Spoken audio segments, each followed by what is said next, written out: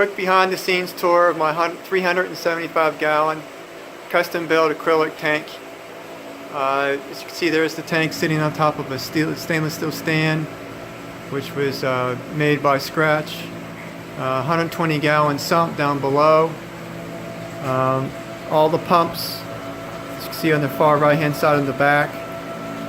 Back side is the flashing, well now it's not flashing anymore, is a ozone controller.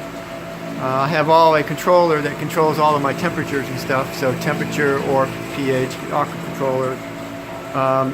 It's all controlled by the water system, which is the 55 gallon white vat, which is made by the water on the back side, which is the RODI unit. The white thing on the horizontal is the membrane, which is the guts of it. 90 gallons a day. It's controlled by a PSI gauge, 60 PSI. The higher the PSI, the longer the membrane will last, but I change them once a year on a regular basis. And the three chambers down below, starting from the left going to the right, is sediment, and the far right is carbon. And as you can see, there's a white line, and all that tube feeds into the 55. And then I move water from the 55 over to this 165 gallon vat, which is for salt water. So basically I move it over, then I mix salt in it, and that's all controlled through the pumps and the ball valves down here. So I've got a pump on the back side there which services both the 55 and the 165, so depending on what I want to do, I can move. Left side right there is for fresh water, the right side back there is for salt water. So as you can see right now, all I'm really doing is I'm mixing salt because the right one's open and the left one's closed, like there's no water can get in there.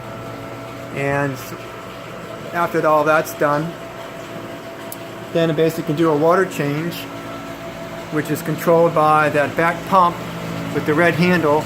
I would turn off all the other controllers and pumps, plug this in, open it up, and it moves water out to a sewer system, which is in my crawl space. So that white tube there that goes to the crawl space basically dumps all the water. So I don't lift the bucket when I do a water change. I can do about 40 to 45 gallon water change in about 10 minutes. So it's pretty sweet, pretty fast.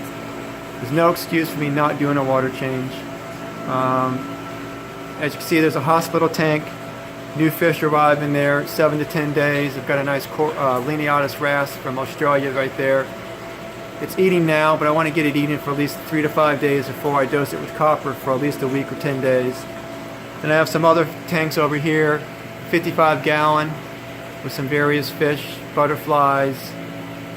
It's a raccoon butterfly there. Mated pair of clownfish. And then I also have, over here I have another fish tank, which is a 75 gallon fish tank. So as you can see here, I've got various fish, wrasses, gobies, anthias, butterflies, you name it. Clownfish in the back side there. A nice coral there. See if I can get a close-up shot of these guys.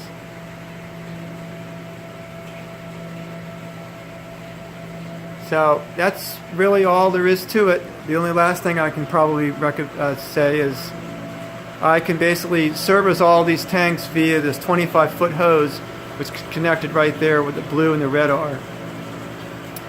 As you can see, the hose fills in the white vat. So any time I want to get either salt or fresh water to a tank, again, play with the ball valves down there and open up either the blue or the red up there, and I can just service any tank that I really want to at any point in time. So it's pretty sweet setup, and thanks for watching.